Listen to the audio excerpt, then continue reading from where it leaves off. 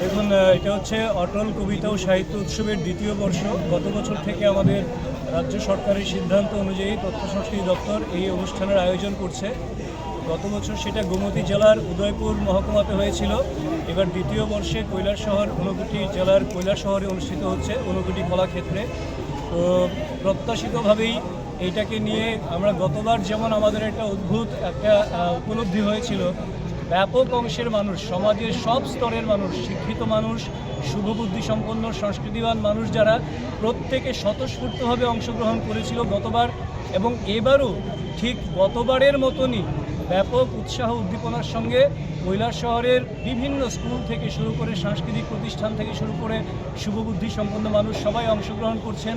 আজকে তার শোভাযাত্রা হলো, বর্ণাঢ্য শোভাযাত্রা, সেটা আমরা দেখলাম। আগামীকাল এই অনুষ্ঠানে আমাদের মধ্যে উদ্বোধক হিসেবে মাননীয় মন্ত্রী টিঙ্কু রায় মহোদয় থাকবেন।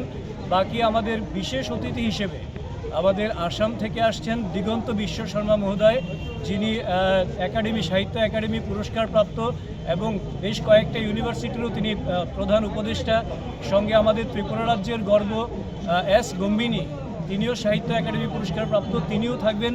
এবং অরুণাচল থেকে, আসাম থেকে, পশ্চিমবাংলা থেকে কবি সাহিত্যিকরা আসছেন এবং ত্রিপুরার কবি সাহিত্যিকরা তো আছেন। তো আমরা সব মিলে আমরা আশা করছি যে গতবার যেমন একটা বিশাল সফলতার মাত্রা আমরা পৌঁছেছিলাম, সেই মাত্রার থেকে আরও অনেক বেশি মাত্রায় এবারের এই আয়োজন সফল হবে। তার জন্য কৈলাসহরের সর্বতোভাবে সব মানুষ এখানে ওতপ্রোতভাবে জড়িয়ে আছেন এবং সাহায্য করছেন, অংশগ্রহণ করছেন।